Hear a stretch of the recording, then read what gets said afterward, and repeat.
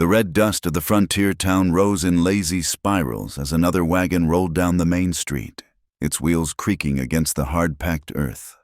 The sun hung mercilessly overhead, baking the ramshackle buildings that lined both sides of the thoroughfare.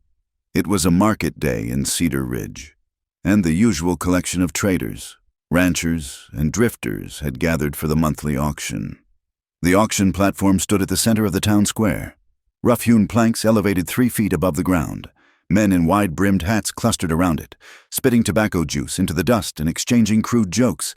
The air reeked of sweat, horses, and greed. "Gentlemen, gather round," bellowed Samuel Hartwell. The auctioneer, a portly man whose vest strained against his considerable belly. "We've got fine merchandise today, tools, livestock, and more." The crowd pressed closer as items were brought forward. A plow, some cattle, household goods from failed homesteads. But everyone knew what came last: the human cargo.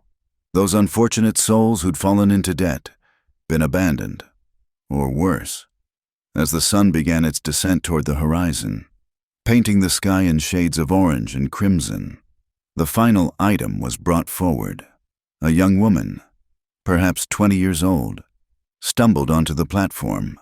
Her dress, once blue, had faded to gray and hung loosely on her thin frame. Her auburn hair, tangled and dull, partially obscured her face, but nothing could hide the hollow look in her green eyes. "Last one for today," Hartwell announced, his voice dropping to a more subdued tone. "Young woman, good for household work, strong enough despite appearances." The crowd's reaction was immediate and cruel. "She looks half dead already," someone shouted. "Ain't worth the food it'd take to keep her alive," another voice added. "Better off leaving her for the buzzards." A third man laughed, earning chuckles from those around him. The girl, for she seemed more girl than woman in her vulnerability, kept her eyes fixed on the wooden planks beneath her bare feet. Her hands, bound loosely with rope, trembled slightly, though whether from fear or anger, none could tell. Hartwell cleared his throat uncomfortably. Now, gentlemen, she's stronger than she looks. Can cook, clean, tend to animals. Who'll start the bidding?" Silence fell over the crowd. Men who'd been eager to bid on cattle and tools suddenly found interesting things to examine in the dust at their feet. Some turned away entirely, heading for the saloon. "Come now," Hartwell tried again, sweat beading on his forehead despite the cooling evening air. "Surely someone— $5? $3? The girl's shoulders sagged further with each passing second of silence. This was worse than jeers and insults, this complete dismissal of her worth as a human being. "She's the last one," Hartwell said, his voice now barely above a whisper. "Anyone want to take a chance?" The silence stretched on, broken only by the distant sound of a dog barking and the creak of a sign swaying in the breeze. Some of the crowd began to disperse, having seen all they came to see. Then, from the back of the remaining crowd, a figure moved. He was tall, perhaps 6 feet or more, with broad shoulders that spoke of hard labor. Dust covered his long duster coat, and his face was shadowed beneath a worn cavalry hat. He moved with the easy grace of a man comfortable with both horse and gun, though neither was immediately visible. The crowd parted as he approached the platform, whispers following in his wake. "That's the stranger who rode in this morning. Keeps to himself. Bought supplies at Henderson's but didn't say where he was headed. Got the look of trouble about him." The stranger paid no mind to the whispers. He stopped at the edge of the platform, studying the girl with dark eyes that revealed nothing. She must have sensed his gaze, for she looked up briefly, meeting his eyes for just a moment before dropping her gaze again. The stranger moved then, stepping up to the platform with surprising quietness for such a large man. He leaned down, bringing his face close to the girl's ear. His voice, when he spoke, was low and rough, like distant thunder. "I'll take her." The words were barely audible to the crowd, but the girl heard them clearly. Her head snapped up, eyes wide with surprise, and something else. Fear? Hope? It was impossible to tell. Hartwell blinked rapidly, as if awakening from a trance. Sir, you want to— The stranger straightened and turned to face the auctioneer. I said I'll take her. Name your price. The crowd, which had been preparing to leave, suddenly pressed close again. This was unexpected entertainment. Well, that is— Hartwell stammered, caught off guard. $20? Without hesitation, the stranger reached into his coat and withdrew a leather pouch.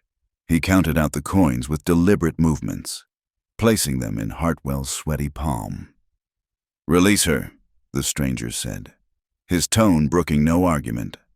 As Hartwell fumbled with the ropes binding the girl's wrists, the crowd erupted in speculation and laughter. Fool just bought himself a burden, one man said loudly. She'll be dead weight before they reach the edge of town, another predicted. Maybe he likes them skinny and broken, someone else suggested with a leer, earning rough laughter from his companions. The stranger ignored them all. When the ropes fell away, the girl rubbed her wrists, still staring at him with that mixture of wariness and confusion. He gestured toward the steps leading down from the platform. Can you walk? He asked quietly. She nodded, though her first step was unsteady. Without thinking. Perhaps. He offered his arm. She hesitated, then took it, leaning on him just enough to make it down the steps without falling. The crowd parted again as they made their way through, but the comments continued. How long you think before he realizes his mistake? Waste of good money, if you ask me.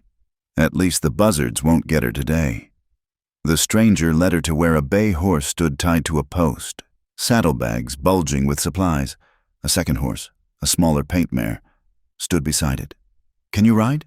He asked. Yes, she whispered, her voice hoarse from disuse. He helped her mount the mare, his hands impersonal but gentle, then swung up onto his own horse with practiced ease as they prepared to leave. Hartwell called out from the platform. Sir, you didn't ask her name or nothing. Don't you want to know what you bought? The stranger looked back, his expression unreadable beneath the shadow of his hat. I didn't buy a what, Mr. Hartwell. I paid to free a who. With that, he touched his heels to his horse's sides and started down the street. The girl followed on the mare, her back straight despite everything, leaving the jeering crowd and the auction platform behind. As they reached the edge of town, passing the last of the shabby buildings, the stranger spoke without turning around. My name's Jake Morrison. You don't have to tell me yours until you're ready. They rode on in silence, the setting sun painting their shadows long across the dusty trail, heading west into the vast expanse of prairie and possibility. Behind them, Cedar Ridge grew smaller, its cruelty and judgment fading with each step the horses took. The girl who had been last on the auction block was no longer there. In her place rode someone else, someone whose story was just beginning with a stranger's quiet words. I'll take her. Jake Morrison counted out the $20 without haggling, his weathered hands steady as he placed each coin in Hartwell's palm. The auctioneer's eyes widened slightly at the lack of negotiation, but he quickly pocketed the money before the stranger could change his mind.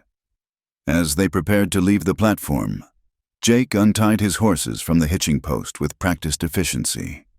The bay geldings snorted softly, sensing they would soon be moving. Beside it, the paint mare stood patient and calm, as if she understood her role in what was to come. The girl followed him down from the platform on unsteady legs, her bare feet making no sound on the dusty ground. Jake noticed her wince as she stepped on a sharp stone but said nothing, merely adjusting the mare's stirrups to accommodate her smaller frame. Can you manage? He asked quietly, holding the mare steady. She nodded, gathering her tattered dress and pulling herself into the saddle with more strength than her appearance suggested. Her hands gripped the saddle horn tightly, knuckles white against sun-darkened skin. As they rode through the town's main street, the comments from the dispersing crowd followed them like persistent flies. Morrison's gone soft in the head, someone muttered loud enough to be heard. Throwing good money after bad. She'll slow him down. Mark my words, another voice added. Dead weight before they reach the county line. Maybe he's got other uses for her. a rough voice suggested with a crude laugh. Though she don't look like she'd last long at that, neither. Jake's jaw tightened almost imperceptibly, but he kept his eyes forward, leading the way at a steady pace. Behind him, the girl's face flushed with shame and anger, but she too remained silent, her gaze fixed on the mare's mane. They passed the last ramshackle building on the edge of town, a dilapidated barn that served as overflow for the local saloon on busy nights. Beyond it, the landscape opened up into the vast expanse of the frontier. Sagebrush dotted the reddish earth, and distant mesas rose like ancient sentinels against the darkening sky. For the first mile, neither spoke. The only sounds were the steady clip-clop of hooves on the hard-packed trail, and the distant cry of a hawk circling overhead. The air began to cool as the sun sank lower, painting the clouds in shades of pink and gold. Finally, Jake glanced back at his companion. She sat rigidly in the saddle, as if afraid that relaxing even slightly would cause her to fall. Her face, what he could see of it beneath the tangled auburn hair, was set in lines of grim determination. "We'll ride for another hour or so," he said, his voice carrying easily in the still air. "There's a spot I know where we can camp for the night." She nodded, but didn't speak. Jake noticed how her hands trembled slightly on the reins, though whether from exhaustion or fear, he couldn't tell. The trail wound through a landscape that grew increasingly desolate. Tall cacti stood like strange sculptures, their arms reaching toward the sky. Tumbleweeds rolled across their path, pushed by a wind that carried the scent of distant rain that might never reach this parched earth. "You from around these parts?" Jake asked, not really expecting an answer, but feeling the silence had stretched on long enough. The girl was quiet for so long he thought she wouldn't respond. Then, barely audible, "No?" He waited, but she offered nothing more. Jake didn't push. He'd learned long ago that some stories took time to tell, and some might never be told at all. As they rode, he found himself stealing glances at her, despite her bedraggled state. There was something in the way she held herself, a stubborn pride that hadn't been completely broken by whatever had brought her to that auction block. Her dress, though worn and patched, had once been well made. Her hands, though dirty, showed signs of having known gentler work than field labor. The sun was touching the horizon when Jake spotted the landmark he'd been looking for, a cluster of cottonwood trees marking the presence of a small spring. He turned his horse off the main trail, following a barely visible path through the brush. "Where are we going?" The girl's voice was stronger now, tinged with suspicion. "Water," Jake replied simply. "The horses need it, and so do we." They emerged into a small clearing where the trees provided shelter from the wind. A spring bubbled up from between some rocks, forming a small pool before disappearing again into the thirsty earth. It wasn't much, but out here, it was worth more than gold. Jake dismounted and began unsaddling his horse with efficient movements. The girl remained in her saddle, watching him warily. "You can get down," he said without looking at her. "We're stopping here for the night." She slid from the saddle awkwardly, her legs nearly buckling as they took her weight. Jake pretended not to notice, busying himself with the horses. He led them to the spring to drink, then hobbled them where they could reach the sparse grass. When he turned back, the girl had seated herself on a fallen log, as far from where he was working as the small clearing allowed. Her arms were wrapped around herself, though the evening was still warm. Jake gathered dry wood and built a fire with the ease of long practice. From his saddlebags, he produced a coffee pot, some hardtack, and strips of dried beef. It wasn't much, but it would keep them fed. "What's your name?" he asked as he set the coffee pot on a flat stone near the flames. Again, the long silence. Then, "Does it matter? Everyone's got a name," Jake said mildly. "But you don't have to tell me if you're not ready." She studied him across the fire, seeming to weigh his words. "Sarah," she said finally. "Sarah Bennett." "Well, Miss Bennett, are you hungry?" She nodded slowly, and he passed her some of the hardtack and beef. She ate mechanically at first, then with increasing hunger, as if her body had suddenly remembered its needs. "Thank you," she whispered when she'd finished. Jake poured coffee into 2 tin cups, passing one to her. She wrapped her hands around it gratefully, inhaling the steam. "Why?" she asked suddenly. "Why what? Why did you—" She gestured vaguely back toward town. "Why waste your money on me?" Jake was quiet for a moment, staring into the fire. "Didn't seem like a waste to me. Everyone else thought so. You heard them. I've never put much stock in what everyone else thinks." Jake said, "Out here, a man's got to follow his own compass." Sarah studied him over the rim of her cup. "You're not from around here either." It wasn't a question, but Jake nodded anyway. Originally from Missouri, been drifting west for some years now. Running from something? A slight smile tugged at the corner of his mouth. Maybe, or maybe running towards something. Haven't figured out which yet. They lapsed into silence again, but it was more comfortable now. The fire crackled between them, sending sparks up into the darkening sky where the first stars were beginning to appear. "I had a family once," Sarah said suddenly, her voice so soft Jake had to lean forward to hear. "Parents, a younger brother. We had a small farm in Kansas."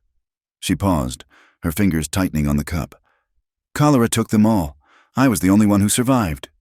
Jake said nothing, knowing that sometimes the best response was simply to listen. "I tried to keep the farm going, but a woman alone." She shrugged. "The bank took it. I worked where I could, but jobs were scarce. Eventually, I couldn't pay my debts. And the magistrate." Her voice trailed off. "You don't have to tell me," Jake said quietly. "I haven't told anyone," Sarah admitted. "Haven't had anyone to tell." The fire had burned down to glowing coals. Jake added more wood, then pulled a blanket from his pack and held it out to her. "You should get some rest. We've got a long ride tomorrow." Sarah took the blanket hesitantly. "Where are we going?" "I've got a place about 2 days' ride from here. It's not much, just a small ranch, but it's honest work if you want it. And if I don't want it," Jake shrugged, "then I'll take you wherever you do want to go. You're not my prisoner, Miss Bennett. You're free to make your own choices." She stared at him as if he'd spoken in a foreign language. "Just like that. Just like that." Sarah spread the blanket on the ground near the fire, still watching him warily. Jake settled himself against his saddle on the other side of the fire, his rifle within easy reach but pointed away from her. "Get some sleep," he said. "I'll keep watch. All night. I'm used to it." As Sarah lay down, pulling the blanket around her thin shoulders, she studied the man across from her. Everything about this day had been unexpected, but perhaps none more so than this. Kindness without apparent strings, protection without demands. "Mr. Morrison?" she said softly. "Jake," he corrected. "Just Jake. Jake, then, thank you. For today. For—" She gestured helplessly, unable to find the right words. "Get some rest, Sarah," he said gently. "Tomorrow's a new day." As she closed her eyes, still not entirely trusting, but too exhausted to maintain her vigil, Jake sat watching the fire in the desert beyond. Somewhere in the distance, a coyote howled, and its pack answered. But here, in this small circle of firelight, there was safety. For the first time in longer than she could remember, Sarah Bennett fell asleep without fear of what the morning might bring. And across the dying fire, Jake Morrison kept his word, watching over her through the long desert night, a guardian she hadn't asked for but desperately needed. The stars wheeled overhead, indifferent to human struggles, but beneath them, 2 damaged souls had found a moment of peace. It wasn't much, but in the harsh reality of the frontier, sometimes a moment was all you could ask for. Tomorrow would bring its own challenges, the long road ahead, the uncertainty of what lay at its end. But for tonight, there was warmth, food, and the knowledge that neither of them was entirely alone in the vast emptiness of the West.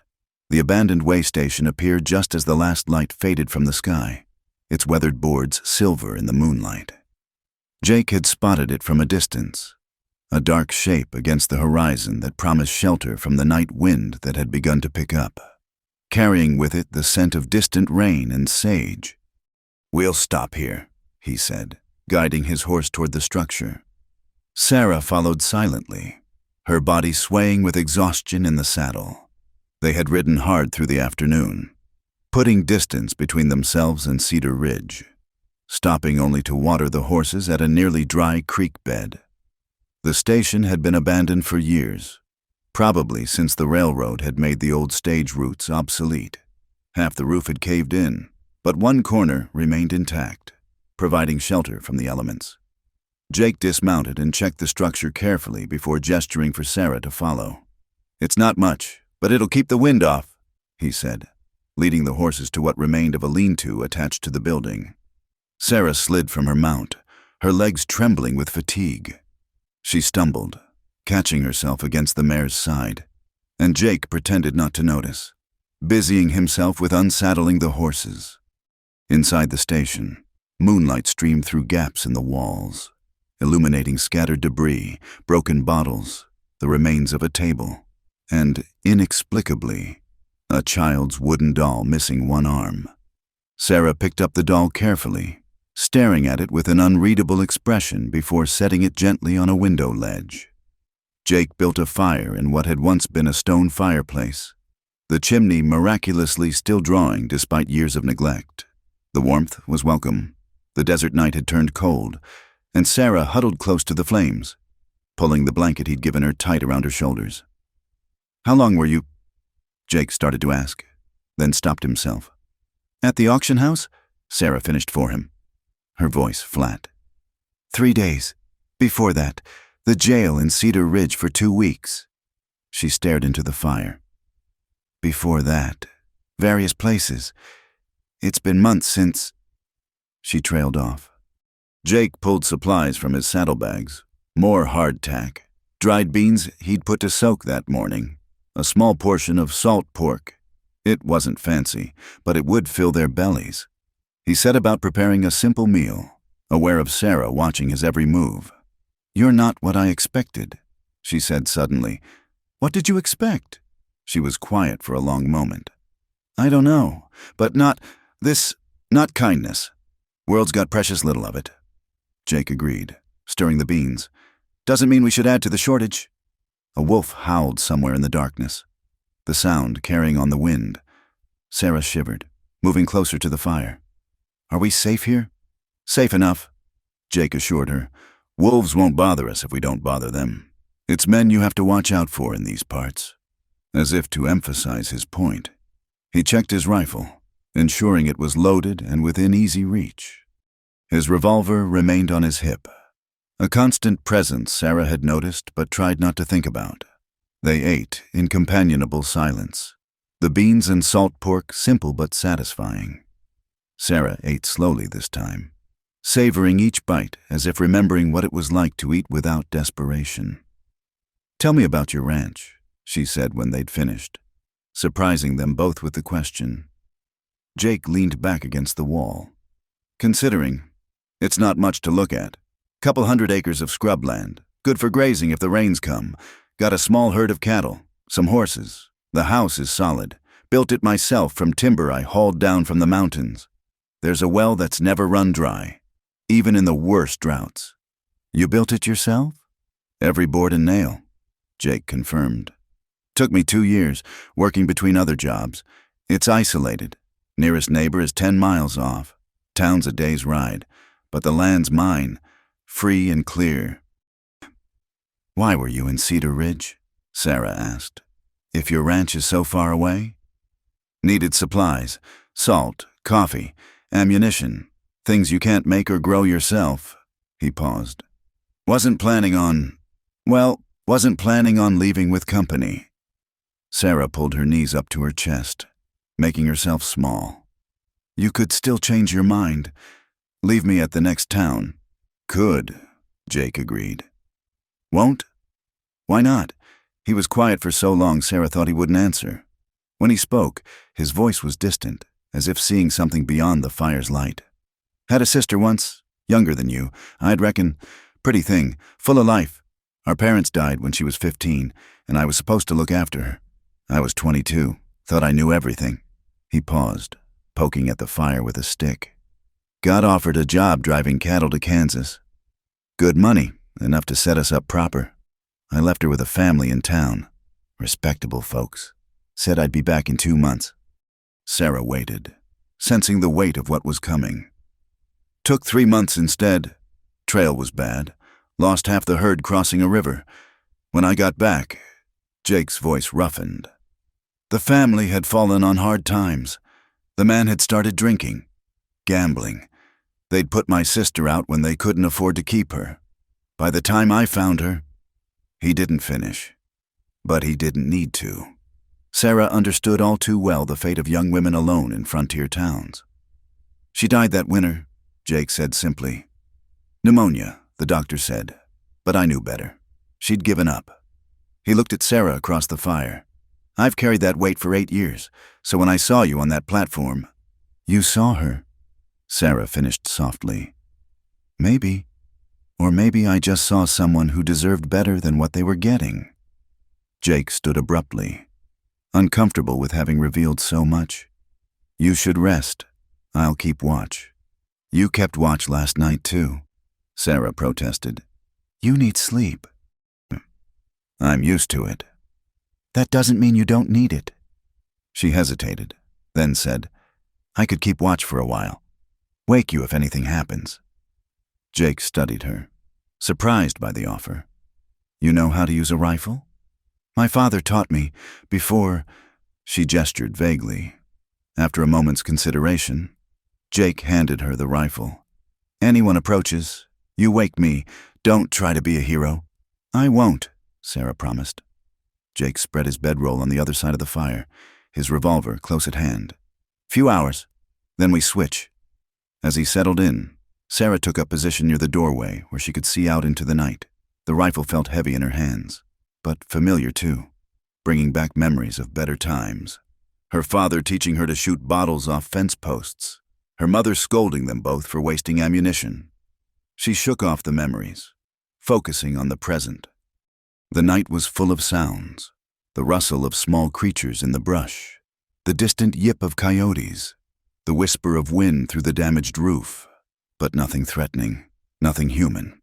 After an hour, she glanced at Jake. He slept with the stillness of a man who'd learned to rest when he could, but she noticed his hand never strayed far from his weapon. Even in sleep, he was ready for trouble. The child's doll on the windowsill caught her eye again, its painted face serene despite its missing arm. She wondered about the child who'd left it behind. Had they been traveling to a new life? Running from an old one? The frontier was full of such stories, most of them ending badly, but not all of them, she reminded herself. Jake had built something from nothing, created a place of his own through sheer determination. Maybe... She cut off the thought. It was too soon for maybe, too soon for hope. She'd learned that hope could be more dangerous than despair, because hope could break your heart all over again. A rustling in the brush outside made her tense, raising the rifle, but it was only a jackrabbit, bounding away into the darkness. She lowered the weapon, her heart still racing. You're doing fine. Jake's voice came softly from behind her. She turned to find him watching her, propped up on one elbow. I thought you were asleep. Light sleeper. Comes with the territory. He sat up, running a hand through his dark hair. See anything? Just a rabbit. She handed him the rifle. Your turn to rest. I mean it. Jake almost smiled. Yes, ma'am. They switched positions, Sarah curling up near the fire while Jake took the watch. As she closed her eyes, she heard him moving about quietly, adding wood to the fire, checking the horses. Guardian sounds, protective sounds. For the second night in a row. Sarah Bennett fell asleep feeling safe. It was a foreign sensation after so many months of fear and uncertainty. She didn't trust it, not entirely. But for now, wrapped in a stranger's blanket beside a dying fire in an abandoned way station, she allowed herself this small comfort. Tomorrow they would reach his ranch, Tomorrow she would have to decide what came next. But tonight, with the wolf song distant and the fire warm and a good man keeping watch, she could rest. The stars wheeled overhead through the broken roof, marking the passage of time in their ancient way. And in the morning, when the first light touched the desert, they would continue their journey, two souls finding their way through a harsh land, neither quite alone anymore. The ranch emerged from the landscape like something that had grown from the earth itself rather than been built upon it. As they crested the final ridge, Jake reined in his horse, allowing Sarah her first view of what would become her home. The main house sat in a natural depression between two hills, sheltered from the worst of the wind, built of weathered timber and stone. It was modest but solid, with a covered porch running along the front and real glass windows that caught the afternoon light.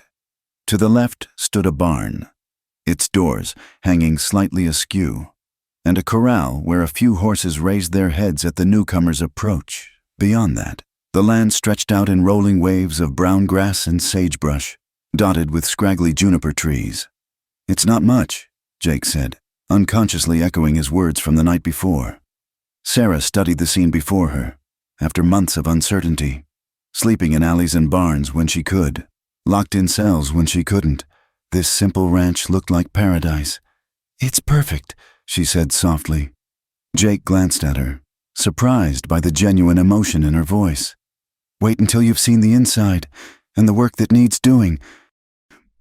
They rode down the slope, the horses picking their way carefully along the rocky trail. As they approached, Sarah noticed details Jake's brief description hadn't covered. A vegetable garden gone to seed behind the house, a well with a sturdy-looking pump, a chicken coop that stood empty but intact. The livestock in the corral whinnied greetings, and Jake's bay answered. These horses looked thin but cared for, their coats brushed despite the dust, in a distant pasture. Sarah could make out cattle grazing, perhaps 24 head. Jake dismounted at the barn, and Sarah followed suit, her legs stiff from 2 days of riding. Inside, the barn smelled of hay and leather, tools hanging neatly on the walls, everything in its place despite the overall air of neglect. "You've been gone a while," Sarah observed, noting the layer of dust on the workbench. 3 weeks, Jake confirmed, unsaddling the horses with practiced efficiency. "Longest I've been away since I built the place. The Hendersons, my nearest neighbors, were supposed to check on things, but they've got their own troubles." After settling the horses with feed and water, Jake led the way to the house. The door stuck slightly, swollen from the recent rains, and he had to shoulder it open. Inside, Sarah found herself in a single large room that served as kitchen, dining, and living space. A stone fireplace dominated one wall, cold now but showing signs of frequent use. The furniture was sparse but handmade. A table with 2 chairs, a rocking chair by the fireplace, shelves holding a few dishes and supplies. "Bedrooms through there?" Jake indicated a doorway covered by a blanket. "There's a lean-to off the back I use for storage." Sarah moved slowly through the space, running her fingers along the smooth wood of the table, examining the few personal touches: a Bible on the mantel, a cavalry photograph showing younger men in uniform, a woman's lace handkerchief pressed under glass in a simple frame. "Your sisters?" she asked, indicating the handkerchief. Jake nodded. "One of the few things I have of hers." The house was dusty but clean beneath, organized with military precision. Sarah opened the door to the stove and found it well maintained, the chimney clear. The water pump in the kitchen corner worked smoothly when she tried it, bringing up clear, cold water. "I'll sleep in the barn," Jake said, setting his saddlebags on the table. "You can have the house." "That's not necessary," Sarah protested. "This is your home. I can sleep in the barn, or the storage room." "No." His tone brooked no argument. "You'll take the bedroom. I've slept in worse places than a barn loft." Sarah wanted to argue further, but recognized the futility. Instead, she rolled up her sleeves. "Then I'd better earn my keep. This place needs a good cleaning."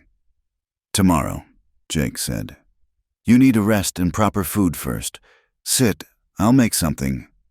But Sarah was already at the stove, checking the firebox, examining the supplies on the shelves. I'm not an invalid. Mr. Morrison. I said I could cook, and I meant it. She paused, looking at the meager supplies. Though you don't have much to work with. There's preserved goods in the storage room, Jake offered. And the chickens are gone, Sarah finished. I noticed. Coyotes or foxes, maybe wolves. The coop needs repair before I can get more. Sarah nodded, mentally cataloging what needed doing. It felt good to have purpose again. Tasks that needed completing. Is there flour, lard, salt? Jake showed her to the storage room, where barrels and crates held various supplies. Sarah took inventory with a practiced eye, already planning meals, rationing what they had. She found dried beans, cornmeal, a precious small sack of wheat flour, preserved peaches in jars, salt pork, and various other staples. This'll do for now, she announced, gathering what she needed. But we'll need supplies soon. We? Jake asked quietly. Sarah flushed but didn't back down. If I'm staying, if you want me to stay, that's your choice to make, not mine. Back in the kitchen, Sarah set to work with a competence that surprised Jake. Soon she had a fire going in the stove, beans soaking for the next day, and cornbread baking. She moved around the space as if she'd always been there, finding things by instinct, making do with what was available. Jake watched from the doorway, not wanting to be in her way. It had been years since anyone had cooked in this kitchen besides himself. Years since the house had felt like more than just a shelter from the elements. How did you learn to shoot? He asked, remembering their conversation from the night before. Sarah smiled slightly, the first genuine smile he'd seen from her. My father believed a woman should know how to protect herself, especially on the frontier. Mother thought it was unseemly, but Papa insisted. Her smile faded. He was right, though it didn't save any of us in the end. Disease isn't something you can shoot, Jake said gently. No, Sarah agreed. But there were other times, after... She focused on the cornbread, checking it through the oven door. Well, it came in useful. They ate at the table as darkness fell outside. The simple meal of cornbread and reheated beans somehow feeling like a feast. Sarah had found a jar of honey in the storage room, and the sweet amber drizzled on warm cornbread was a luxury neither had enjoyed in some time. Tomorrow I'll start on the garden, Sarah said, planning aloud. It's late in the season, but I might be able to salvage something. And the chicken coop, if you have wire. I can patch the holes. We'll need chickens soon, for eggs if nothing else. There's wire in the barn, Jake said, bemused by her enthusiasm. But you don't have to. Yes, I do, Sarah interrupted. I won't be a burden. I won't be dependent on anyone's charity. If I stay, I work. That's the only way this works. Jake studied her across the table, seeing the fierce pride that had kept her going through whatever trials had brought her to that auction block. All right, he said, but we work together. This ranch is too much for one person. I've learned that the hard way. You take on what you can handle, and we share the rest. Sarah nodded, satisfied with the compromise. What needs doing most urgently? The fence in the north pasture lost some cattle through it last month, and the roof on the barn needs patching before the winter rains start in earnest. They discussed the ranch's needs as they cleaned up from dinner, falling into an easy rhythm of planning and problem-solving. It was practical talk, safe talk, avoiding the deeper currents that ran between them. Later, Jake showed Sarah the bedroom, a small space with a narrow bed, a chest of drawers, and another of his handmade chairs. The quilt on the bed was store-bought, one of the few things in the house that was. My sister picked it out, Jake said, smoothing a wrinkle in the fabric. Said a house needed at least one pretty thing in it. She was right, Sarah said softly. Jake gathered his bedroll and a few supplies. I'll be in the barn if you need anything. There's a bell on the porch. Ring it if there's trouble. After he left, Sarah sat on the edge of the bed, overwhelmed by the day's events. This morning she'd woken in an abandoned way station, uncertain of her future.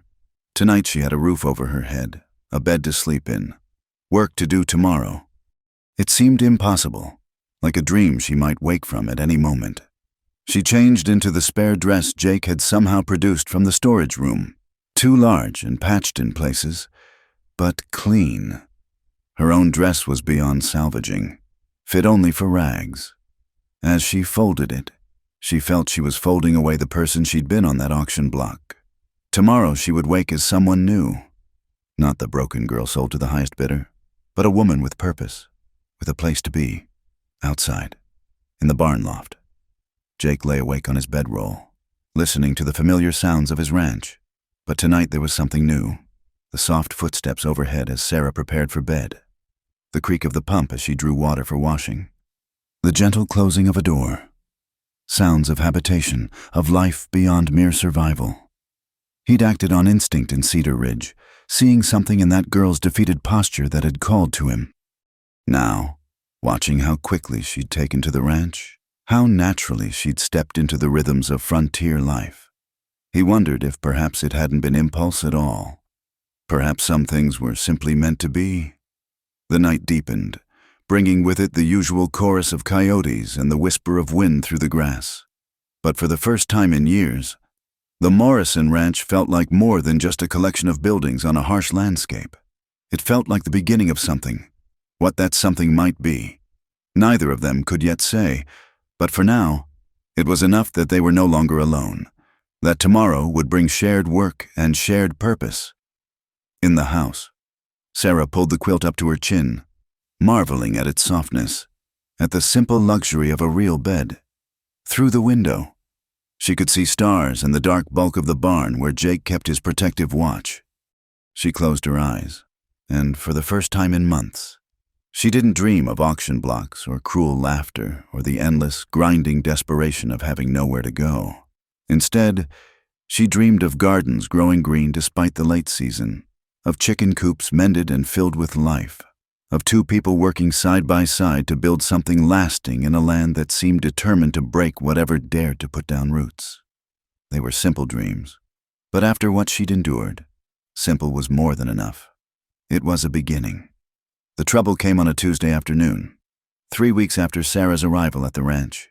She was in the garden, coaxing life back into the neglected vegetables, when the sound of approaching horses made her look up. 3 riders were coming down the trail, and something in their casual yet purposeful approach made her stomach tighten with familiar dread. Jake was in the north pasture, mending the fence he'd mentioned that first night. Sarah straightened, wiping her hands on her apron, another find from the storage room, and watched the riders approach. As they drew closer, she recognized the type, drifters with too much time and too little conscience, the kind who viewed isolated ranches as opportunities. The lead rider, a heavy-set man with a week's worth of stubble and clothes that hadn't seen washing in longer, tipped his hat mockingly. Well, what have we here? Didn't know Morrison had taken himself a woman." Sarah kept her face neutral, though her heart began to race. "Gentlemen, can I help you? Gentlemen?" The second rider, lean and hawk-faced, repeated with a laugh, "Hear that, boys? The lady thinks we're gentlemen." He leaned forward in his saddle, eyes roving over her in a way that made her skin crawl. "We heard tell Morrison bought himself something pretty at the Cedar Ridge auction. Wanted to see if the stories were true." The third rider, younger than the others but with mean eyes, added, "Looks like they undersold it. If anything, Morrison always did have good taste." Sarah took a step back toward the house, calculating the distance to the rifle Jake kept by the door. "Mr. Morrison is working. He'll be back soon." "Is that so?" The heavy-set leader dismounted, his companions following suit. "Well, maybe we'll just wait for him. Been a long ride, and we're mighty thirsty. You wouldn't turn away thirsty travelers, would you?" "There's a well," Sarah said, pointing. "Help yourselves." But they weren't interested in water. They spread out, moving to cut off her retreat to the house. Sarah had seen this dance before, in the months after her family died, when she'd been alone and vulnerable. But she wasn't that frightened girl anymore. "That's close enough," she said, her voice steady despite her fear. The leader laughed. "Or what? You'll scold us? Tell Morrison on us?" He took another step. "Way I see it, a man who buys a woman can't complain if other men want to. Sample the goods." Sarah's hand found the garden hoe she had been using. It wasn't much, but it was better than nothing. "I said that's close enough," the younger one snorted. "She's got spirit. I like that." They were enjoying this. She realized the intimidation, the fear they thought they saw in her eyes. Men like this fed on others' terror, grew bold on it, but Sarah had learned something in her weeks at the ranch, working alongside Jake, rebuilding her strength and her pride. She'd learned she was worth defending. "Last warning," she said, gripping the hoe tighter. The leader's face darkened. "You threatening us?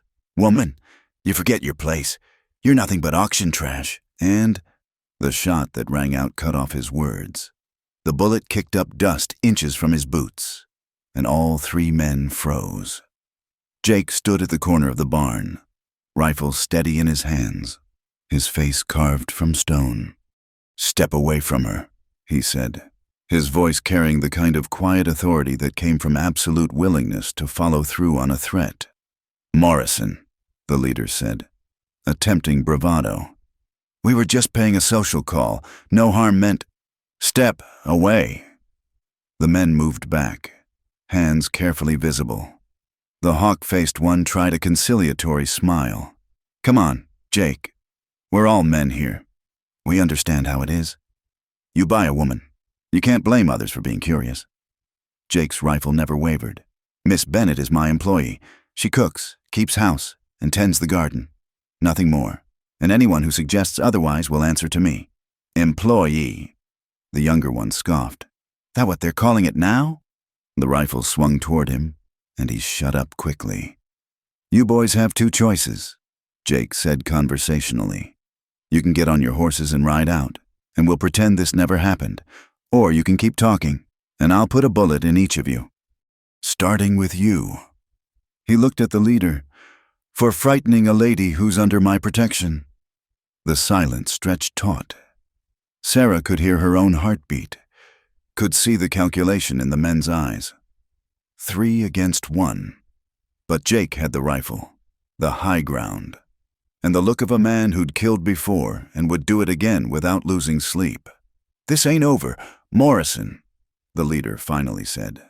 "A man shouldn't take what he can't protect. I protect what's mine just fine," Jake replied. "And if I see any of you on my land again, I'll shoot first and let the coyotes sort out the rest." The three men mounted their horses with elaborate casualness, trying to salvage some dignity from the situation.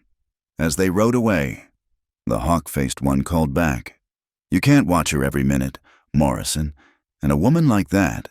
Well, accidents happen out here." Jake fired again, the bullet whistling past the man's ear. He spurred his horse to a gallop, his companions following suit. They didn't look back. Only when they were out of sight did Jake lower the rifle. He crossed to where Sarah stood, still clutching the garden hoe, her knuckles white around the handle. "You all right?" he asked, his voice gentler now. Sarah nodded, then shook her head, then nodded again. Yes, I'm fine. They didn't. I'm fine." "You were ready to fight them with a garden tool," Jake observed, a note of something like admiration in his voice. "I've been in worse situations with less," Sarah said, trying for lightness but achieving only a shaky laugh. "Though I'm grateful I didn't have to test my luck today." Jake studied her face, seeing the fear she was trying to hide, the memories this encounter had stirred. "They won't be back. Men like that are cowards at heart. They prey on the defenseless, but they won't risk their necks against someone who fights back." "You don't know that," Sarah said quietly. "You don't know what men like that are capable of when their pride's been hurt." "No," Jake agreed. "But I know what I'm capable of. And they know it too, now." Sarah finally set down the hoe, her hands trembling slightly. "They knew about me, about the auction. How? Men talk, stories travel, a woman being sold at auction, then disappearing with a stranger. That's the kind of tale that grows in the telling. Jake's jaw tightened. I should have expected this. It's not your fault, Sarah said firmly. You didn't create the world we live in. You just try to carve out a decent piece of it. Jake looked at her, surprised by the understanding in her voice. Still, you shouldn't have to face this kind of thing. Not here. This is supposed to be safe, Sarah finished. Jake, I haven't felt safe since my family died. Until... She paused, then continued more softly. Until I came here, even with those men, even frightened, I still felt safer than I have in months. Because I knew you'd come. How did you know? She smiled slightly. Because that's who you are.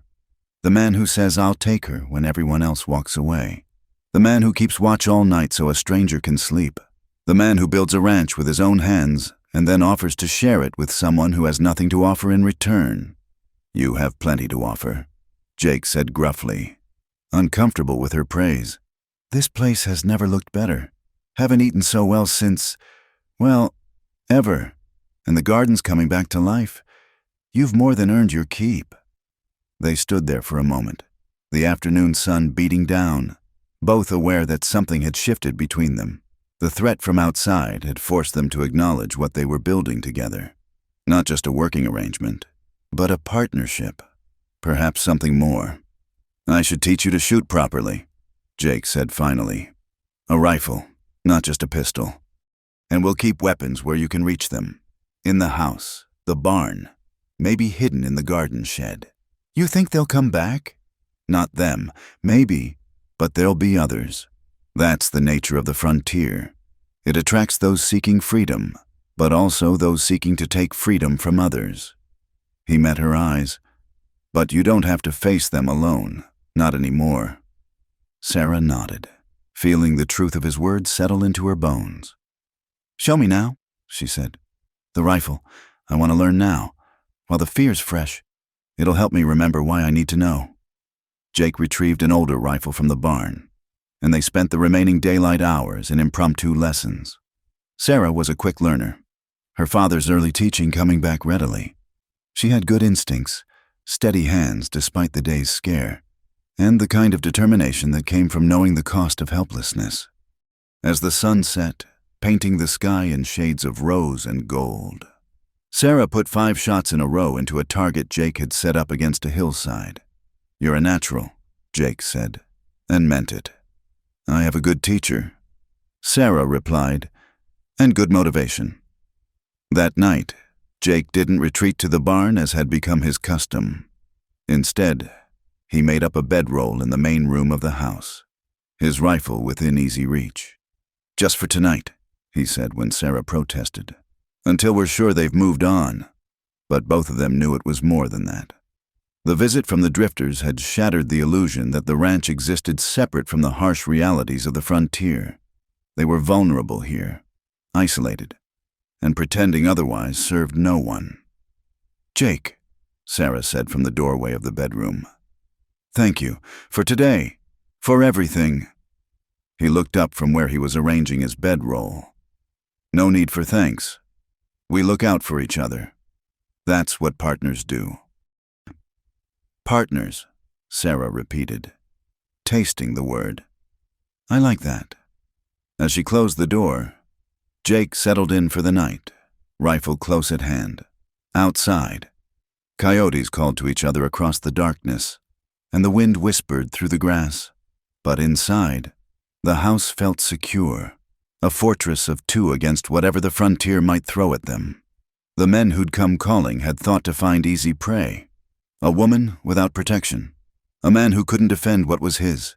Instead, they'd found something else entirely. 2 people forged by loss and hardship into something stronger than either could be alone. They'd found a partnership that would stand against whatever came, built on mutual respect, shared work, and the growing recognition that some things were worth fighting for. In the darkness, Jake allowed himself a small smile. The drifters had called Sarah auction trash, had tried to diminish her to nothing more than property. But they'd failed to see what he saw: a woman of courage and dignity. Someone who faced down 3 armed men with nothing but a garden hoe and sheer determination. Tomorrow would bring new challenges. The work of the ranch never stopped. And there would likely be other tests, other threats. But tonight, with Sarah safe in the next room and his rifle ready against trouble, Jake Morrison felt something he hadn't experienced in years. He felt hope. The drought began in earnest 6 weeks later. What had started as an unusually dry spring stretched into a merciless summer, the sun hanging in the cloudless sky like a curse. Each morning, Jake and Sarah would scan the horizon for signs of rain, but the heavens remained stubbornly clear. The heat pressing down on the land like a physical weight. The grass turned brown and brittle, crunching underfoot like broken glass. The vegetables Sarah had coaxed back to life withered despite her careful watering. The well water she hauled by bucket too precious to waste on anything but the most essential plants. The cattle grew thin, their ribs showing through their hides as they searched for any green thing to eat. "We'll have to sell some of the herd," Jake said one evening, studying his ledger by lamplight. "Can't sustain them all with the grass this poor." Sarah looked up from her mending. She'd taken to repairing their clothes to save money for more critical supplies. "How many?"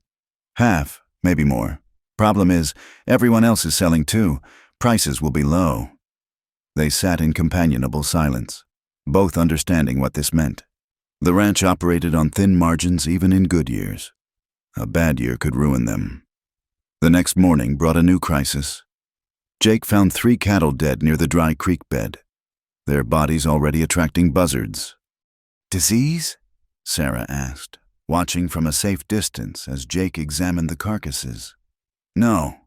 Looks like they ate something poisonous, probably loco weed. Cattle will eat it when they're desperate enough." He straightened, wiping sweat from his brow. "We need to move the rest of the herd to the north pasture. It's farther from water, but the grazing's marginally better." They worked together through the blistering heat, driving the reluctant cattle to new ground. Sarah had become accomplished on horseback in the months since her arrival, riding with a natural grace that spoke of her farm upbringing. She'd also filled out some, the regular meals and hard work replacing her auction block gauntness with lean strength. By midday, the heat had become unbearable. They took shelter in the meager shade of a rocky outcropping, sharing water from a single canteen. "My father used to say drought was God's way of sorting the wheat from the chaff," Sarah said, dabbing at her neck with a damp kerchief. "Only the strong survive." "Your father sounds like he was a wise man," Jake replied, rationing himself to a small sip of water. "He was also stubborn as a mule. Refused to leave Kansas even when the farm started failing. Said Bennett's didn't run from hardship." She smiled sadly. "I used to think that was admirable. Now I wonder if staying would have saved them." Jake studied her profile, seeing the guilt she still carried. "You can't know that. Sometimes staying is brave. Sometimes leaving is. The trick is knowing which is which." That night, they took inventory of their supplies. The root cellar, which should have been full from the garden harvest, held only a few withered potatoes and some preserved goods from the previous year. Their flour was running low. The salt pork nearly gone. "I'll have to make a trip to town soon," Jake said. "Sell what cattle we can, buy what supplies we can afford." "I'll come with you," Sarah said immediately. Jake shook his head. "It's a hard 2 days in this heat, and after those drifters. They'll have moved on by now, and you'll need help driving the cattle." She met his eyes steadily. "We're partners, remember? That means sharing the hard jobs along with the easy ones." Jake wanted to argue, but recognized the truth in her words. And if he was honest with himself, the thought of leaving her alone at the ranch for 4 days worried him more than taking her to town. They left before dawn 3 days later, driving 15 head of cattle, all they could spare, and still hoped to rebuild the herd when the rains returned. If the rains returned. The journey was brutal. The cattle, already weakened by poor grazing, moved slowly. Dust rose in choking clouds, coating everything in a fine layer of grit. They had to stop frequently to water the animals, depleting their own supplies. By the second day, 2 of the cattle were stumbling, barely able to continue. Jake's face was grim as he watched them struggle. "We might lose them before we reach town," he said. Sarah, her own lips cracked and dry, suggested, "We could slaughter one here, dry the meat. It would be something, at least." It was practical thinking, the kind of hard choice frontier life demanded. They butchered the weakest steer that evening, working by firelight to cut the meat into strips for drying. It was gruesome work, but necessary. Nothing could be wasted out here. They reached Cedar Ridge late the following day, driving their diminished herd to the stockyards. The town looked different to Sarah now, smaller somehow, less threatening. The auction platform still stood in the square, but she found she could look at it without the crushing weight of memory. That girl who'd stood there, hopeless and alone, felt like someone from another life. The cattle buyer, a sharp-faced man named Garrett, looked over their herd with calculating eyes. "These yours, Morrison?" "They are." Garrett named a price that made Jake's jaw tighten. It was even lower than they'd feared. "That's robbery," Sarah said before Jake could respond. "These are good stock, just thin from the drought." Garrett turned his attention to her, a knowing smile playing at his lips. Well, you must be the woman Morrison bought off the block. Heard about that. Quite the story." Sarah felt Jake tense beside her, but she kept her voice steady. "I'm Miss Bennett, Mr. Morrison's business partner, and those cattle are worth twice what you're offering." "Partner, is it?" Garrett's smile widened unpleasantly. "Times must be hard indeed if Morrison's letting his partner do his negotiating." "The lady's right," Jake said quietly. "The price is too low. It's the price everyone's getting. Take it or leave it." Garrett shrugged. "Course, I might be willing to go higher if the lady wanted to. Negotiate privately." The silence that followed was electric. Sarah saw Jake's hand move toward his gun, but she touched his arm lightly, stopping him. "Mr. Garrett," she said, her voice carrying the kind of cold dignity that her mother had used to devastating effect. "I've found that men who have to buy what others freely give are usually lacking in some fundamental way. The price stands as offered, or we take our cattle elsewhere." Garrett's face flushed dark red. Around them, other ranchers and townspeople had stopped to watch the exchange. Public humiliation was a dangerous thing to deal a man like Garrett. But Sarah stood her ground. "You'll regret that, woman," Garrett spat. "Both of you will." "The cattle?" Jake prompted, his hand still near his weapon. Garrett named a price marginally higher than his first offer. Still robbery, but better than nothing. They took it, neither having the luxury of pride when survival was at stake. At the general store, they stretched their meager funds as far as possible. Flour, beans, salt, ammunition, the bare essentials. Mr. Henderson, who ran the store, threw in a small bag of sugar. "No charge," he said gruffly when Sarah protested. "My wife says any woman who can stand up to Bill Garrett deserves something sweet in her life." As they prepared for the return journey, Sarah noticed people watching them, whispering, some with contempt, others with curiosity, a few with what might have been respect. The story of the auction girl who'd become a ranch partner was growing, changing with each telling. "You shouldn't have challenged Garrett," Jake said as they made camp that night. "Miles from town. Men like him don't forget slights. Men like him don't respect anything but strength," Sarah countered. "Besides, he insulted both of us. I won't stand for that." Jake studied her across the campfire, seeing not the broken girl from the auction, but a woman who'd found her steel in adversity. "You've changed," he said simply. "So have you," she observed. "You smile more now." "Not much, but more than when we met." It was true, Jake realized. Despite the drought, despite the hardships, something in him had lightened these past months. The ranch no longer felt like a fortress against the world, but like a home. The next day brought a new challenge. As they neared the ranch, they could see buzzards circling, racing ahead. They found more dead cattle, 5 this time, clustered around what had been a small seep of water. Jake dismounted. Examining the ground around the dead animals, his face darkened as he found what he was looking for. The distinctive print of shod horses, the scattered remains of something that didn't belong. Poison, he said flatly. Someone poisoned the water. Sarah felt a chill despite the heat. Garrett? Or those drifters, or someone else entirely. Doesn't matter who. What matters is they're trying to drive us out. They spent the rest of the day disposing of the carcasses, hauling them far from the remaining herd. It was back-breaking work in the heat, but it had to be done. Disease could spread from the dead to the living all too easily. That night, as they sat exhausted on the porch, watching the sun set over the parched landscape, Sarah voiced what they both were thinking. We might not make it through this drought. Jake was quiet for a long moment. Maybe not, he admitted. But we'll fight for it. Every day. We'll fight. Together, Sarah added. And it wasn't a question. Together, Jake confirmed.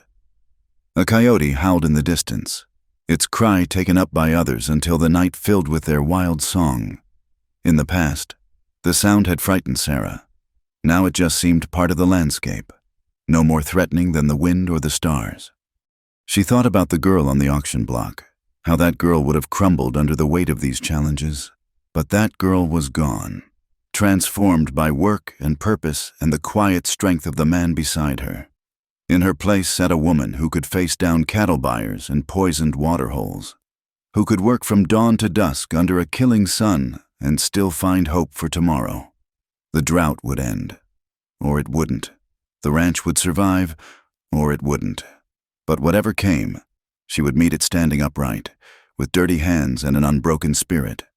She'd learned that from Jake, from this hard land that demanded everything but gave back something indefinable, the knowledge that she could endure, that she was worth more than the highest bidder, that she had value beyond what others chose to see.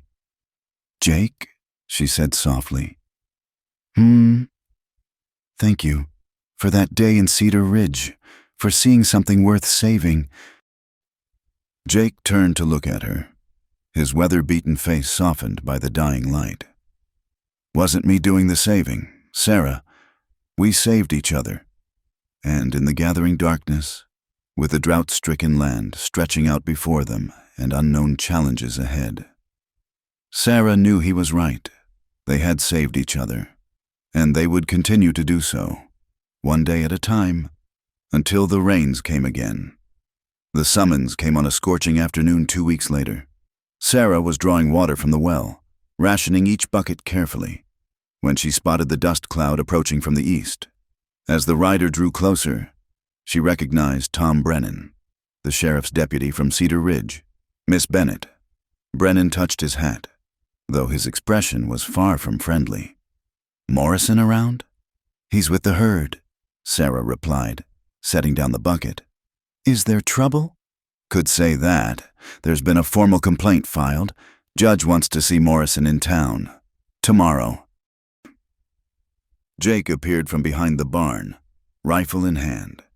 He'd heard the horses and come prepared for trouble. What complaint, Brennan? The deputy shifted uncomfortably in his saddle. Bill Garrett says Morrison owes him money. Substantial money. Claims you took a loan against the ranch and haven't paid. That's a lie, Sarah said immediately. Jake's never borrowed from Garrett. Brennan's eyes flicked to her dismissively. Well, ma'am, that's for the judge to decide. There's papers, signatures. Looks official enough. Jake's expression was carved from stone. I never signed anything with Garrett. Like I said, that's for the judge to sort out. You be there tomorrow. Morrison, 10 o'clock sharp. Don't make me come looking for you. Brennan wheeled his horse around and rode off, leaving a cloud of dust and foreboding in his wake. Sarah turned to Jake, seeing the grim understanding in his eyes. It's a setup. Garrett's trying to steal the ranch. Likely so, Jake agreed. But if he's got forged papers and a judge in his pocket, We'll fight it, Sarah said fiercely. We'll tell the truth. Truth doesn't always matter in a frontier court, Jake said quietly, especially when you're going against a man with money and influence. They spent the evening preparing, gathering what documents Jake had. The original land deed, receipts for improvements, records of cattle sales. It wasn't much, but it was all they had. I'm coming with you, Sarah announced as Jake saddled the horses before dawn. Sarah, no arguments. I'm a witness to your character, to how you run this ranch. Besides, she added with a slight smile, someone needs to make sure you don't shoot Garrett in open court. The ride to Cedar Ridge was tense. Jake had strapped on his gun belt, something he rarely did for town visits. Sarah had donned her best dress, the one she'd painstakingly mended and cleaned, transforming it from a rag into something respectable. If they were going to fight for their home, they'd do it with dignity. The courthouse was a grand name for what amounted to a large saloon that had been temporarily cleared of gaming tables. Judge Harold Wickham presided from behind the bar, a man whose florid face and expensive clothes spoke of too much whiskey and too many bribes. The room was packed. News of the hearing had spread, drawing townspeople eager for drama. Sarah saw familiar faces. Henderson from the general store, the minister's wife, several ranchers who'd shared Jake's struggle with the drought. But she also saw Garrett's men, rough characters who lounged against the walls with barely concealed weapons. The matter before us, Judge Wickham intoned, already sounding bored, is a debt collection. Mr. William Garrett claims that Jake Morrison owes him $500, borrowed against the Morrison Ranch. A murmur ran through the crowd. $500 was a fortune, more than most ranchers saw in 2 good years. Garrett stood, prosperous in his black suit despite the heat. Your Honor, I have here a promissory note, signed by Morrison, dated 3 months ago. He produced a document with a flourish. Jake leaned forward. That's a forgery. I never borrowed money from Garrett. You'll have your turn to speak. Morrison, the judge said curtly. Continue, Mr. Garrett. As I was saying, Morrison came to me desperate. The drought was starting. He needed capital to keep going. I helped him out of Christian charity. Garrett's smirk gave lie to any charitable impulses. But he hasn't paid a cent, and now I'm forced to seek legal remedy. Sarah watched Jake's hands clench and unclench, the only sign of his anger. When called to respond, he stood slowly. Your Honor, I've never taken a loan from Bill Garrett or any man. That signature is forged. I can prove— Can you? Wickham interrupted. Do you have witnesses to say you weren't in town that day? Records showing you had money and didn't need a loan? I have my word. Jake said simply, and 16 years of honest dealing in this territory. Your word against documented evidence. The judge said dismissively, unless you have something more substantial. Sarah stood abruptly. I have something to say. The room stirred with interest. Wickham frowned. Women don't testify in my court, Miss whatever your name is. Bennett, Sarah Bennett, and I'm not testifying. Your Honor, I'm confessing. Jake turned to her, alarmed. Sarah, what are you— She continued, her voice carrying clearly through the room. I'm confessing that I'm the woman Jake Morrison bought from the auction block 4 months ago. Everyone here knows it, whispers about it. The fallen woman, the auction trash. She lifted her chin. But what you don't know is what I've seen since then. This is highly irregular. Wickham blustered, but the crowd was riveted, and he didn't dare shut down the spectacle. I've seen a man work 18 hours a day to keep his ranch alive during a killing drought, Sarah continued. I've seen him share his last bit of food with a stranger, defend her against men who saw her as less than human. I've seen him treat every merchant, every neighbor, every passing traveler with honesty and fairness. She turned to face Garrett. And I've seen you, Mr. Garrett. I've seen how you tried to cheat us on cattle prices, how you suggested I compromise myself for better terms. You're angry because I refused you, because Jake defended me. This isn't about money, it's about revenge. Lies, Garrett sputtered. Your Honor, you can't listen to this woman. She's a— What? Sarah challenged. Say it. Say what I am. A woman who fell on hard times. A woman who was sold like property. Yes, I was, but Jake Morrison saw past that. He saw a person worth saving, and now he's built something worth stealing, and you can't stand it. The crowd was murmuring now, some nodding, others frowning. Henderson stepped forward. Your Honor, if I may, Jake Morrison has traded with me for 3 years. Never owed a cent he didn't pay. If he'd needed a loan, he'd have come to me or the bank, not Garrett. Other voices joined in. Ranchers who'd known Jake, who'd never seen him in Garrett's company, who vouched for his character. The tide was turning, and Garrett sensed it. Enough. Judge Wickham banged his whiskey bottle like a gavel. The document stands unless you can prove it's forged. Morrison, do you have such proof? Jake stepped forward. Just one question for Garrett. Your Honor, where did this supposed meeting take place? Garrett hesitated. In my office? Private-like. Your office above the saloon? Jake pressed. The one you had to close 3 months ago when the roof collapsed? The one that's been boarded up since then? The silence that followed was deafening. Garrett's face went white, then red. That is... We met in the back room. You just said your office. Jake continued relentlessly. Which is it? Garrett? Hard to keep lies straight, isn't it? The crowd's murmur grew to a roar. Wickham banged his bottle repeatedly, his face flushing darker.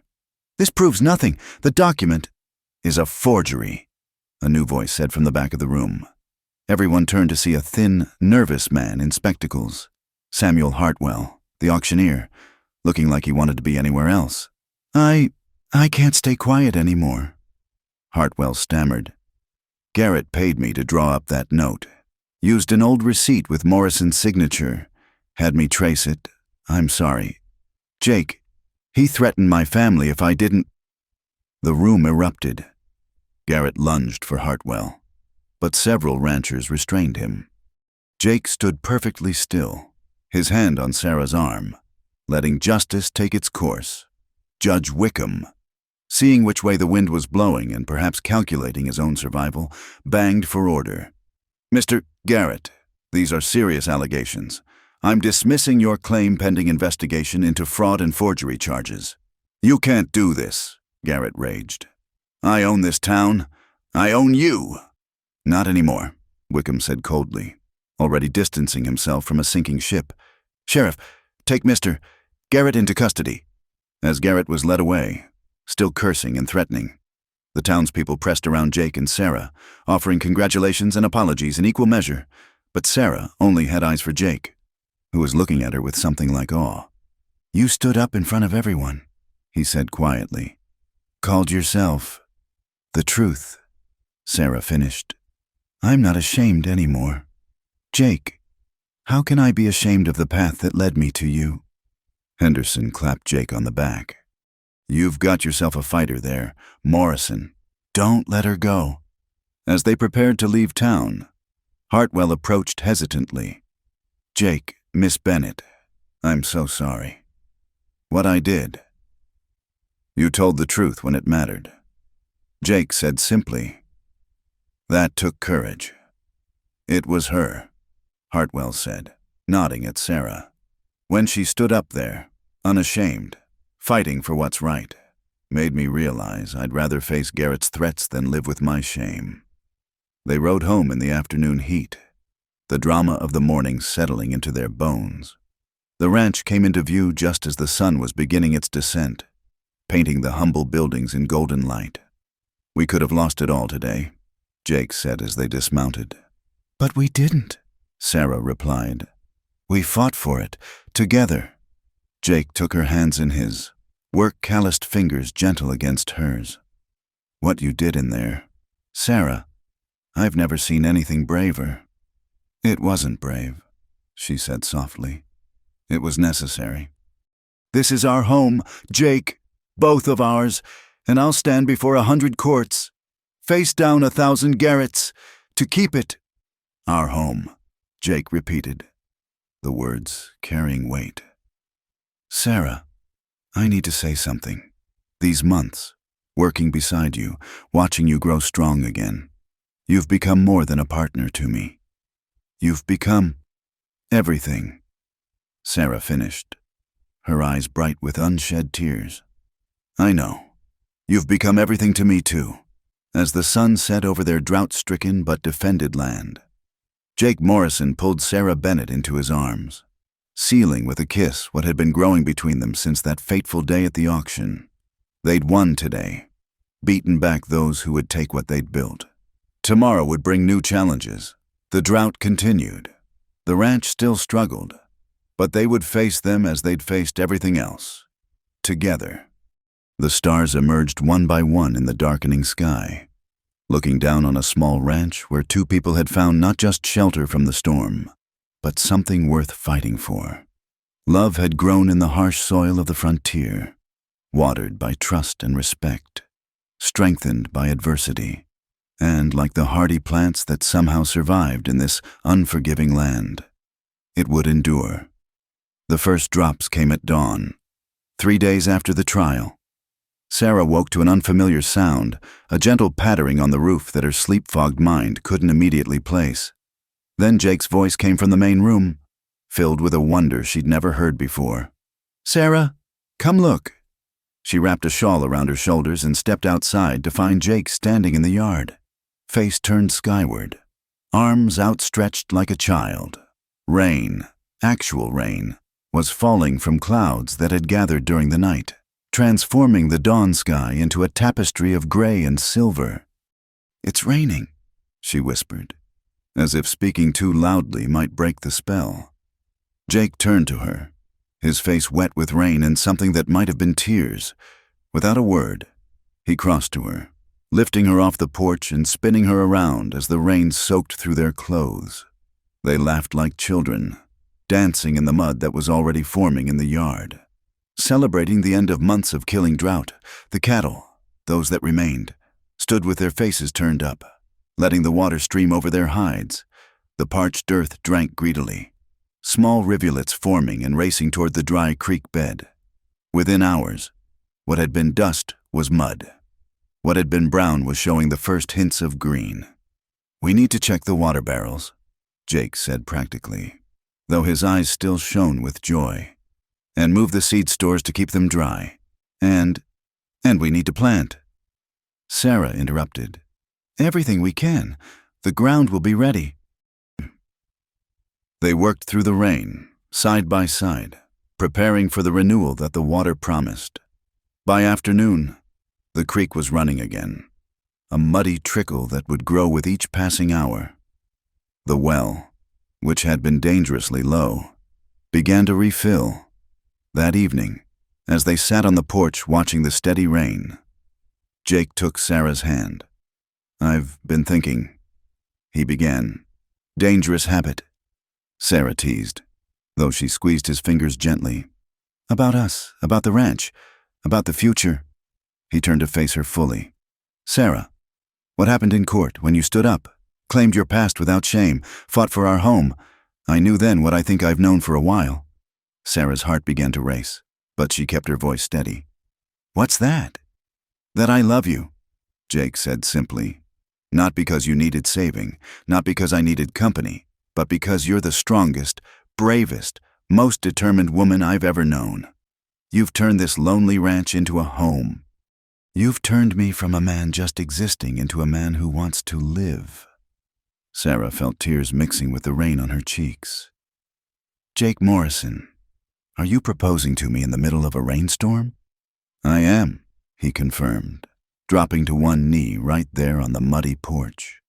"I don't have a ring, spent everything keeping the ranch going, but I have my heart, this land, and a promise to stand beside you through drought and plenty, through whatever comes.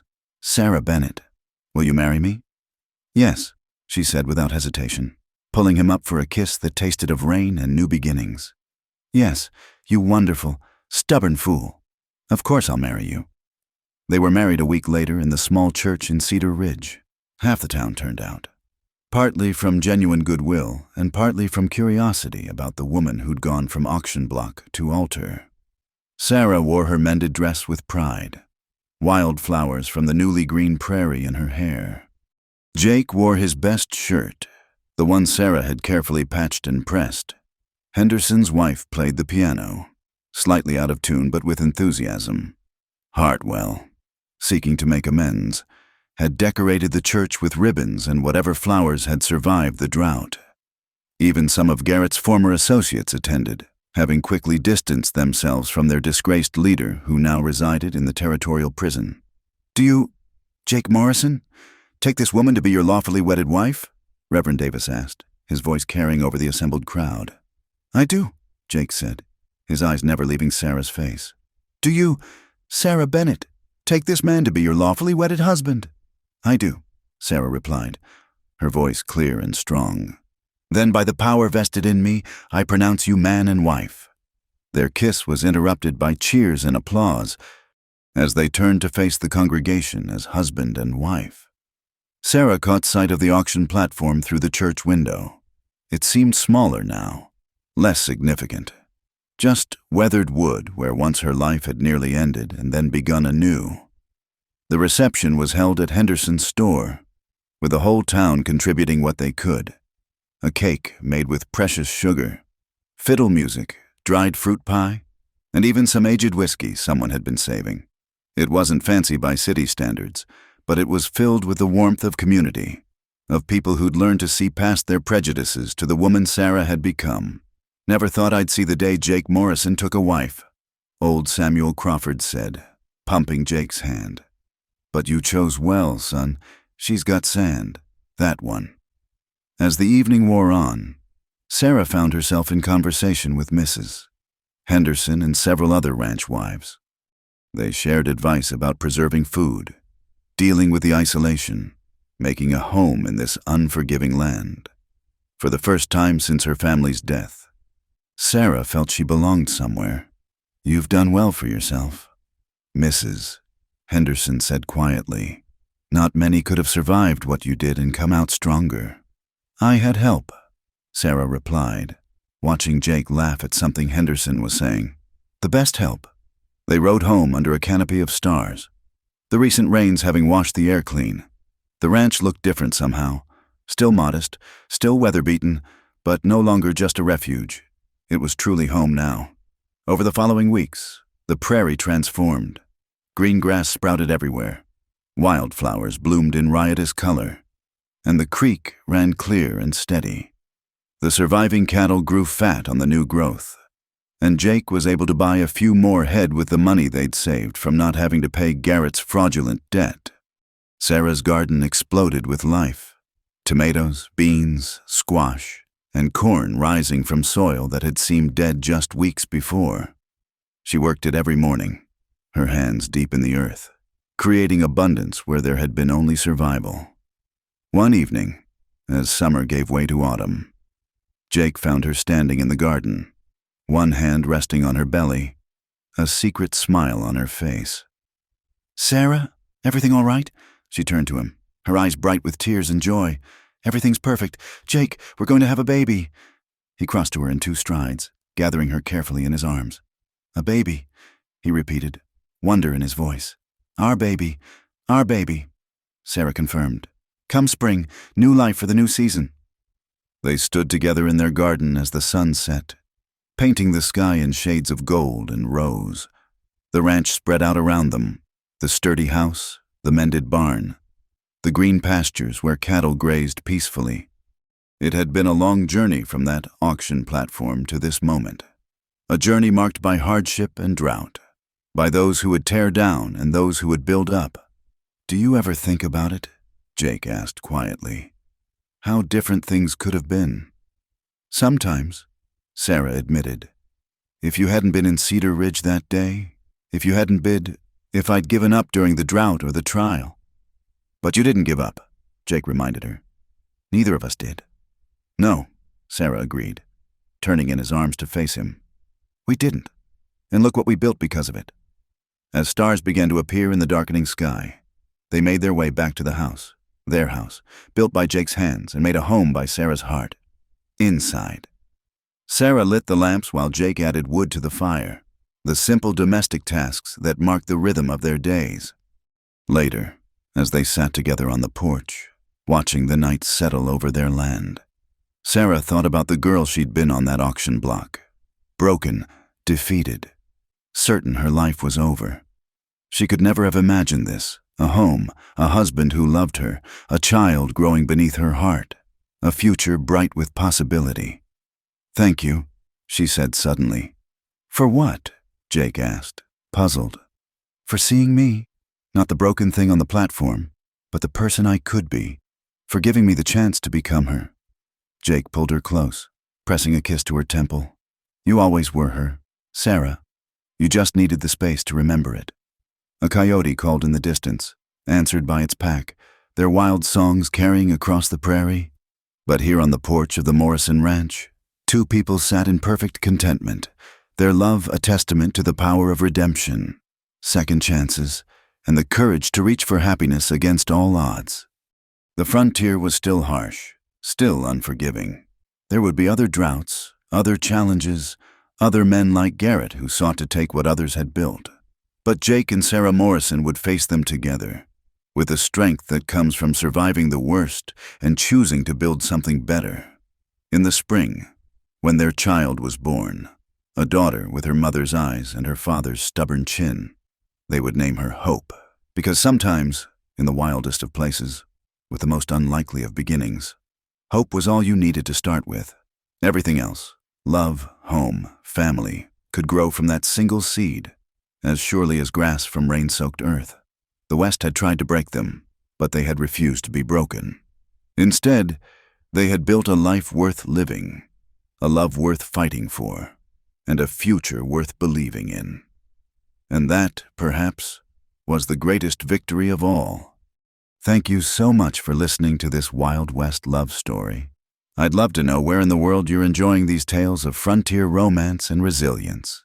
Please drop a comment below sharing your location, whether you're listening from a bustling city or quiet countryside. Let's connect across the miles. Don't forget to subscribe to From Wild West channel for more stories of courage, redemption, and love against all odds. Share your thoughts about Jake and Sarah's journey in the comments. Did their story touch your heart as much as it touched mine? Until next time, partners.